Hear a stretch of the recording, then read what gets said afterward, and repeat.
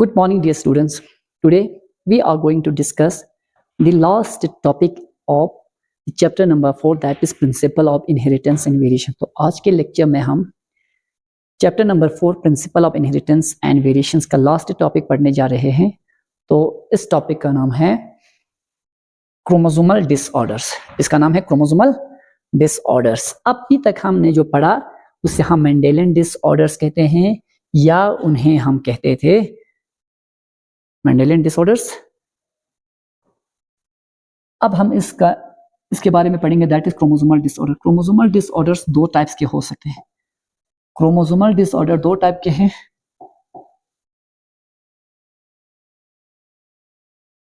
अब देखो chromosomal disorders कब होती है? occurs due to change in chromosome. Chromosomal disorders occur due to change in chromosome number or structure. Chromosomal disorders यानी chromosome के numbers या क्रोमोसोम के स्ट्रक्चर में चेंज आने की वजह से। अब इस क्रोमोसोमल डिसऑर्डर्स को हम प्री डिग्री चार्ट से नहीं दिखा सकते।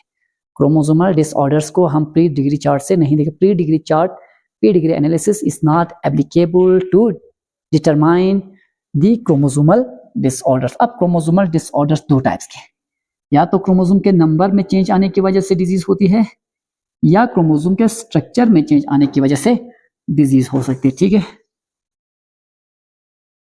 ये दो टाइप के होते हैं क्रोमोसोमल डिसऑर्डर। दो टाइप के, या तो क्रोमोसोम के नंबर्स में चेंज आने की वजह से या क्रोमोसोम के स्ट्रक्चर में चेंज आने की वजह से।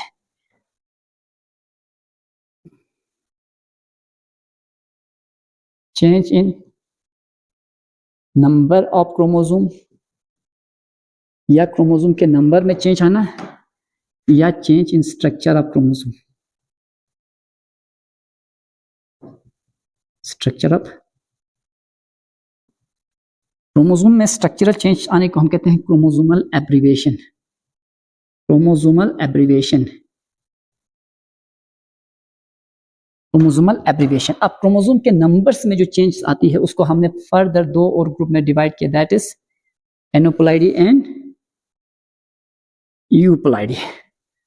इनको भी हमने फर्दर दो ग्रुप में डिवाइड किया, दैट इज एनोप्लॉइडी एंड यूप्लॉइडी। अब देखो change in number of chromosome दो टाइप्स के हैं, यूप्लॉइडी और एनोप्लॉइडी। यूप्लॉइडी और एनोप्लॉइडी। यूप्लॉइडी में क्या होते हैं? Change in the entire set of chromosome. Change in the entire set of chromosome. Euploidy में पूरे इंटायर सेट में चेंज आती है। एनोप्लॉइडी में क्या होते हैं? चेंज इन वन और मोर क्रोमोसोम। बस यहां सिर्फ एक या दो क्रोमोसोम में चेंजेस आते हैं। यूप्लॉइडी कंडीशंस में इंटायर क्रोमोसोम के सेट में चेंज आ जाते हैं। फॉर एग्जांपल ऑर्गेनिज्म अगर हैप्लॉइड है, जिसमें सिर्फ एक ही क्रोमोसोम है, n number of chromosome number 1 की भी एक कॉपी, क्रोमोसोम नंबर 2 की भी एक कॉपी, और क्रोमोसोम नंबर 3 की भी एक कॉपी। अगर हर क्रोमोसोम की एक एक कॉपी हो, उस कंडीशंस में उस ऑर्गेनिजम्स को हम कहते हैं हैप्लॉइड। अगर यही हैप्लॉइड ऑर्गेनिज्म हैप्लॉइड से चेंज होके डिप्लॉइड हो गए, डिप्लॉइड यानी डिप्लॉइड मीन्स उसके हर एक क्रोमोसोम की दो कॉपी हो गई पूरे इंटायर सेट में। पहले वो हैप्लॉइड थे, अब वो हो गए डिप्लॉइड 2n। तो उसके पास क्या होनी चाहिए?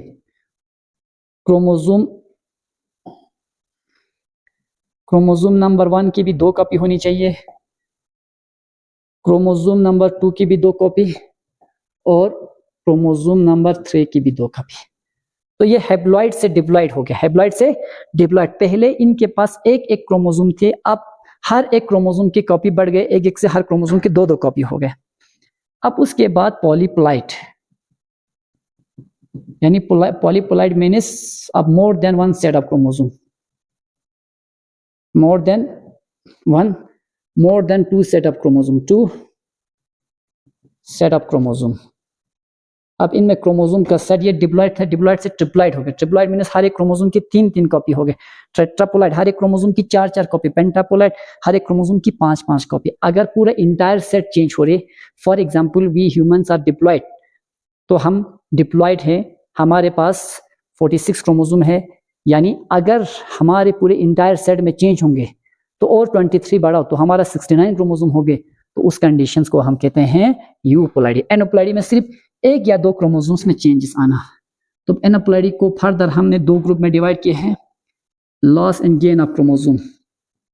देखो, लॉस ऑफ क्रोमोसोम, दूसरा gain of chromosome. Loss of chromosome and gain of chromosome. Loss of chromosome को मैं शो करूंगा माइनस नेगेटिव साइन से, गेन ऑफ क्रोमोसोम को पॉजिटिव साइन से। अब लॉस ऑफ क्रोमोसोम में अगर पूरे इंटायर सेट में से एक क्रोमोसोम अगर लॉस हो जाती है, डिलीट हो जाती है, खत्म हो जाती है, तो उसे हम कहते हैं एनोप्लाइडी।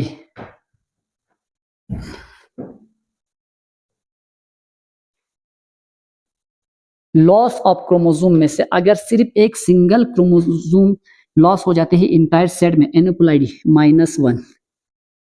अच्छा, हाँ, तो loss of chromosome and gain of chromosome. अगर क्रोमोसोम लॉस हो रही, सबसे पहले देखो पहला कंडीशन मोनोसोमी।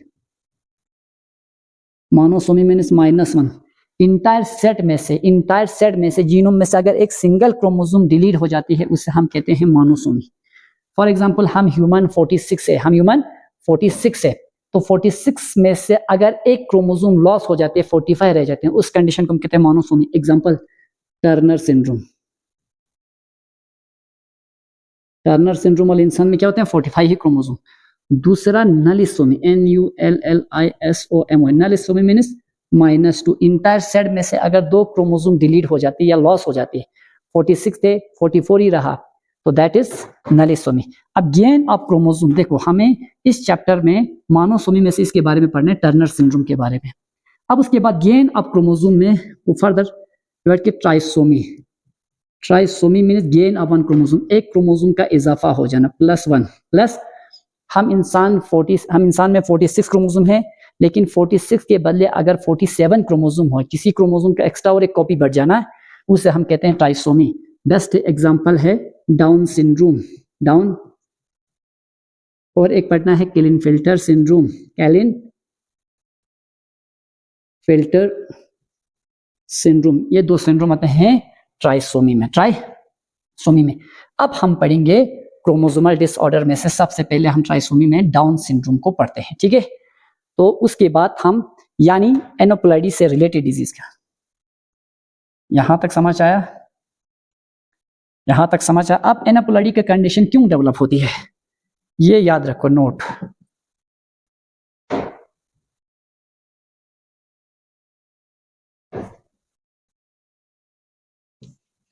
ये नोट करो अच्छे से, क्यों एनोप्लाइडी का कंडीशन डेवलप होती है।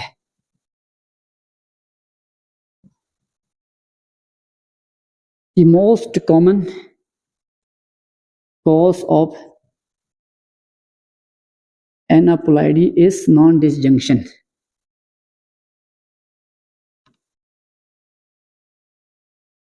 Chromosomal non-disjunction.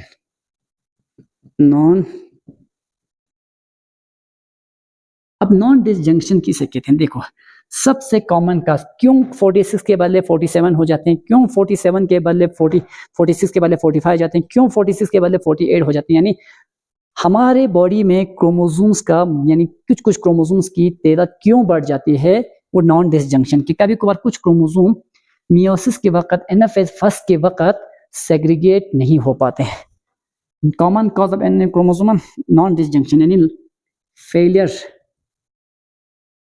of chromosomal segregation. Chromosomal segregation at meiosis first और माइटोसिस, या माइटोसिस के वक्त या मियोसिस फर्स्ट के वक्त क्रोमोसोम सेपरेट नहीं हो पाते हैं, जिसकी वजह से ये डिजीज होते हैं, डाउन सिंड्रोम, टर्नर सिंड्रोम यानी एनापोलाइडी का एनाप्लाइडी का सिम्टम, एनाप्लाइडी का डिजीज हो सकता है नॉन डिसजंक्शन की वजह से।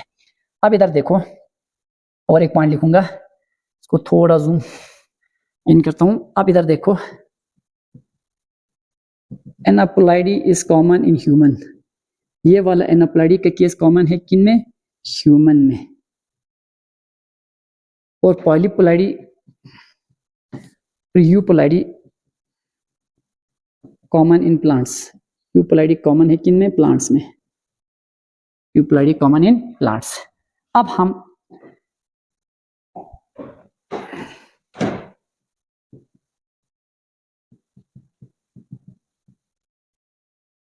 एनाप्लाइडी डिजीज जो है वो ऑटोसोमल भी हो सकते हैं और सेक्स लिंक, सेक्स क्रोमोसोमल भी हो सकते हैं। तो पहला हम पढ़ेंगे ऑटोसोमल।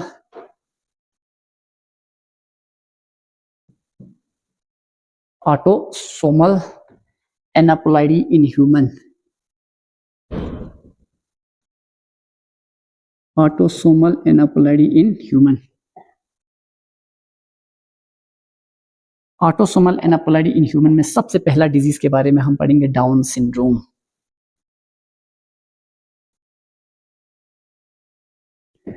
ऑटोसोमल एनाप्लाइडी के बारे में सबसे पहले डिजीज के बारे में हम पढ़ेंगे, that is down syndrome. Down syndrome. अब डाउन सिंड्रोम जिनमें होते हैं उनमें क्रोमोसोम की तादाद कितनी होती है? 47। क्यों? प्लस 21, यानी 21 क्रोमोसोम का एक कॉपी एक्स्ट्रा होते हैं। Trisomy 21, trisomy 21 extra copy of chromosome 21, chromosome 21 का एक कॉपी। जिन इंसान में डाउन सिंड्रोम होती है उनमें क्रोमोसोम नंबर 21 की 3 कॉपी होती है। अब मैं एक डायग्राम से दिखाऊंगा जो एनसीईआरटी का डायग्राम हो।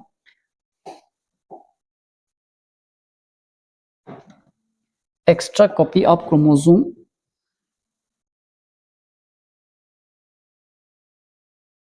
क्रोमोसोम नंबर 21 का एक एक्स्ट्रा कॉपी होते। देखो ये डायग्राम एनसीईआरटी का डायग्राम है। इस डायग्राम में यहां दिखाया है डाउन सिंड्रोम का। तो ये डायग्राम कौन सा है? ये डायग्राम है डाउन सिंड्रोम के सिम्टम का, डाउन सिंड्रोम के सिम्टम का। अब देखो यहां, इसको मैं और थोड़ा सा जूम करता हूं ताकि आप लोगों को चीजें बहुत अच्छे से समझ आए। अब देखो डाउन सिंड्रोम में क्या होती है। डाउन सिंड्रोम में यहाँ पे कैरोटाइपिंग किया, यानी इस बच्चे को जिसको डाउन सिंड्रोम हुए थे, इस बच्चे की क्रोमोसोम का कैरोटाइपिंग किया, यानी क्रोमोसोम्स को दिखाया इमेज के थ्रू। वहां से पता चला क्रोमोसोम नंबर 1 की 2 कॉपी है, अच्छा क्रोमोसोम नंबर 2 के भी 2 कॉपी है, क्रोमोसोम नंबर 3 की भी 2 कॉपी है, 4 की भी, 5 के 2 कॉपी, 6 के 2 कॉपी, 7 के 2 कॉपी, 8 के, 9 के, 10 के, यहाँ तक क्रोमोसोम बिल्कुल ठीक है। 11 की भी 2 कॉपी, 12 की भी 2 कॉपी, 13 की भी 2 कॉपी, 14 की 2 कॉपी, 15 की 2 कॉपी, 16, 17, 18, 19, 20, 1, 2, 3, 4, 5, 6, 7, 8, 9, 10, 11, 12, 13, 14, 15, 16, 17, 18, 16, 17, 18, 19, 20, 21। दिस 20 क्रोमोसोम नंबर 21 के आपको दिख रहे 3 कॉपी, क्रोमोसोम नंबर 21 के 3 कॉपी है, 22, और that is X and Y chromosome, X and Y chromosome. ठीक है। अब देखो ये एक बच्चा है जिसको डाउन सिंड्रोम हुआ है। तो डाउन सिंड्रोम हो तो इस बच्चे में क्रोमोसोम की नंबर कितने होंगे? 47। क्रोमोसोम की तादाद कितनी होगी? 47। क्यों? क्योंकि क्रोमोसोम नंबर 21 के 3 कॉपी है, 2 होनी चाहिए थे 3। अब ये 3 क्यों हुआ?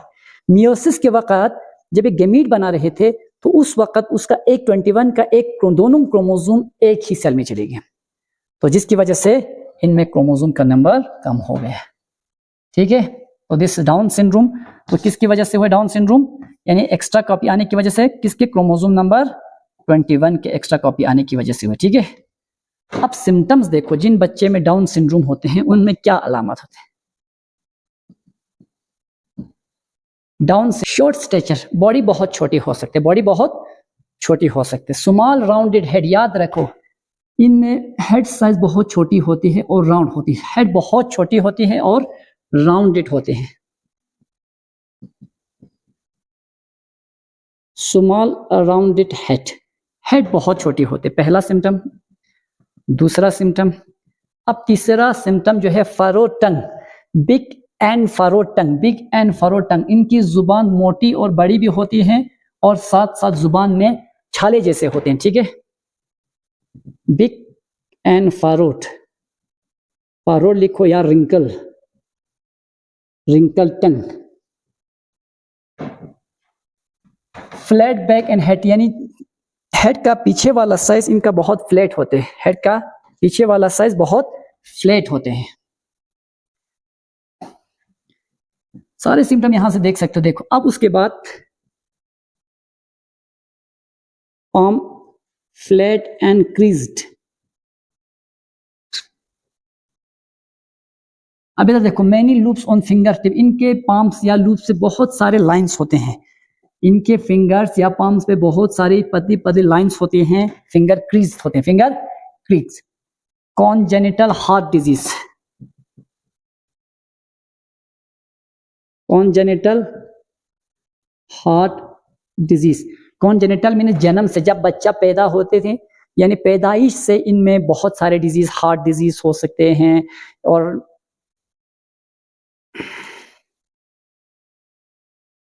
कॉन्जेनिटल हार्ट डिजीज मीन जन्म से इनमें हार्ट कार्डिक इश्यू होती है, जन्म से कार्डिक इश्यू होती है। Physical, psychomotor and mental retardation, यानी फिजिकली भी मस्कुलरली भी वो स्ट्रांग नहीं होते हैं, मेंटली भी वो मतलब एबनॉर्मल होते हैं, मेंटल रिटार्डेशन होते हैं। तो ये सारा सिम्टम है डाउन सिंड्रोम का। अब देखो, डाउन सिंड्रोम एक जेनेटिक डिसऑर्डर है, सिर्फ एक ही कॉपी एक्स्ट्रा तो क्रोमोसोम नंबर 21 का आने की वजह से इन बच्चों में ये डिजीज होती जन्म से, यानी उनके हेड राउंड होते हैं, पीछे वाला साइज बहुत फ्लैट, चेहरा भी बहुत राउंड और फ्लैट दिखते हैं, जुबान बड़ी होती है, बड़ी के साथ साथ जुबान में छाले जैसे यानी इनमें ग्रूस होते हैं, कट जैसे आते हैं, ठीक है। उसके बाद फिंगर्स फ्लैट और इन फिंगर्स में बहुत सारे क्रीज होते हैं, फिंगर में बहुत सारे crease. Congenital heart disease mean जन्म से इनको हार्ट इश्यू होते, मेंटल एबनॉर्मलिटीज होते हैं, मेंटल रिटार्डेशन होते हैं, साइकोमोटर ठीक से डेवलप नहीं होती है, ठीक है।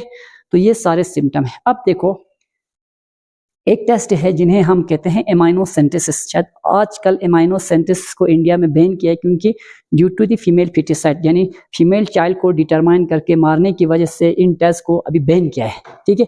वरना एमाइनोसेंटेसिस में हम एक सीरीज डालते हैं इम्यूनाइटिक फ्लूइड में, वहां से हम सैंपल्स को कलेक्ट करते हैं, यानी उन सैंपल्स में बेबी के कुछ सेल्स होते हैं, फिर उन सेल्स को कैरोटाइप करते हैं। कैरोटाइपिंग मीन्स उसका क्रोमोसोम निकाल के एक डायग्राम बनाते हैं, आइडियोग्राम बनाते हैं। तो कैरोटाइपिंग करने की वजह से हमें उन बच्चे में 46 क्रोमोसोम, हर एक सेल्स की क्रोमोसोम पता चल जाते हैं। अगर उनमें से कहीं जगह या किसी भी जगह पे क्रोमोसोम एबनॉर्मलिटीज दिखा, डाउन सिंड्रोम, टर्नर सिंड्रोम दिखा, तो हम उसका इलाज कर सकते हैं। तो this is the genetic disorder, particularly the aneuploidy related disorder. अब नेक्स्ट डिजीज हम पढ़ेंगे, that is the Turner syndrome और क्लिनफेल्टर सिंड्रोम।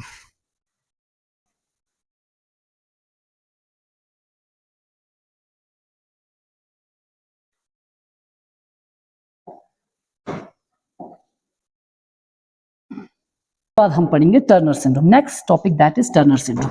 अब देखो, टर्नर सिंड्रोम क्या है?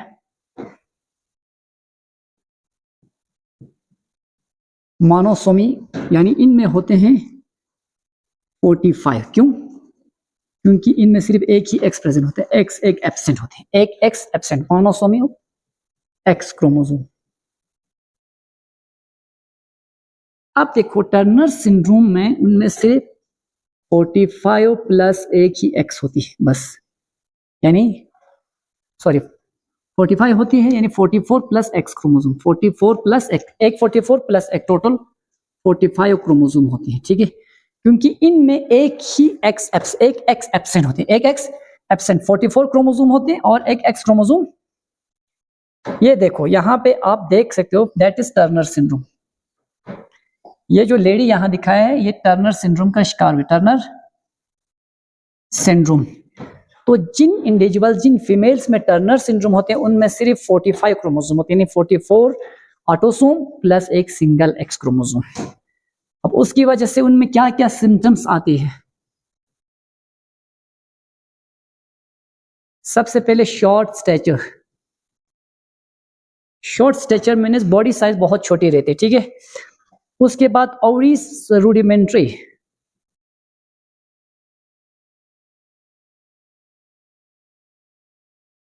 Ovaries rudimentary means under develop, यानी ओवरी डेवलप नहीं होते हैं, ओवरी अंडर डेवलप होती है, अंडर डेवलप, ओवरी ठीक से डेवलप नहीं हुई होती, ठीक है, ओवरी अंडर डेवलप।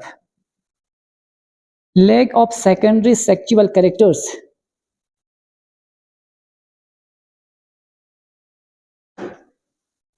यानी इनमें सेकेंडरी सेक्सुअल कैरेक्टर्स अपेयर नहीं होंगे, सेकेंडरी सेक्सुअल कैरेक्टर्स अपेयर नहीं होंगे। फेमिनाइन कैरेक्टर्स, देखने में तो ये औरत जैसी देखेगी, फेमिनाइन कैरेक्टर्स। स्टेराइल होगी जनरल, ये बच्चे पैदा नहीं कर सकती है।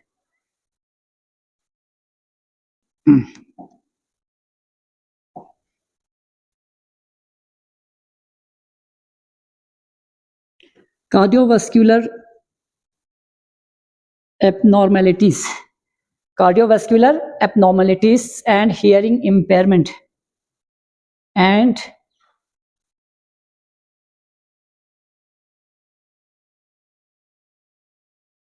देखो, अब जिन इंडिविजुअल्स में, जिन फीमेल्स में ये डिजीज होती है टर्नर सिंड्रोम, उनकी ओवरी रूडिमेंट्री होते, ओवरी फुली डेवलप नहीं हुए होते। सेकेंडरी सेक्सुअल कैरेक्टर जैसे breast development, broadness of hips, pelvic regions, ये सारी चीजें नहीं आती है।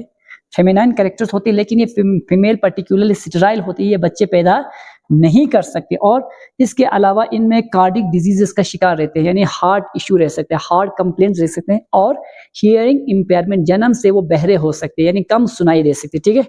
तो ये है टर्नर सिंड्रोम, ये है टर्नर सिंड्रोम।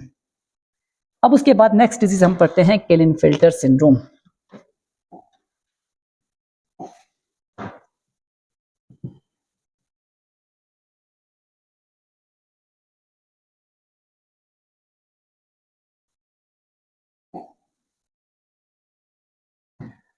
नेक्स्ट डिजीज है केलिनफिल्टर सिंड्रोम। केलिनफिल्टर सिंड्रोम में क्या होते हैं, XXY, यानी इनमें 47 क्रोमोसोम होती है, 47 क्रोमोसोम। तो 44 प्लस 2X और एक Y, 44 plus 2X plus Y chromosome होते हैं। इनमें total number of chromosome 47, total number of chromosome 47।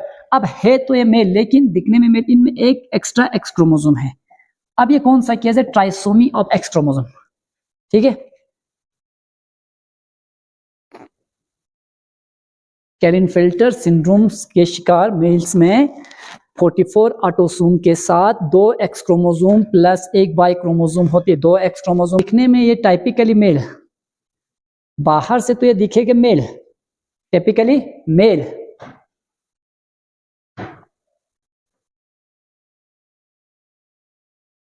One extra copy of X chromosome, एक एक्स्ट्रा कॉपी होती है किनकी, X क्रोमोसोम्स की।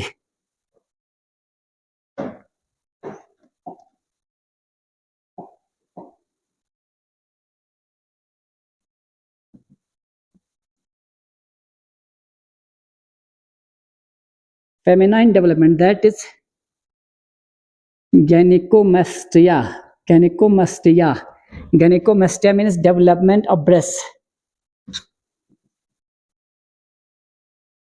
Development of breast.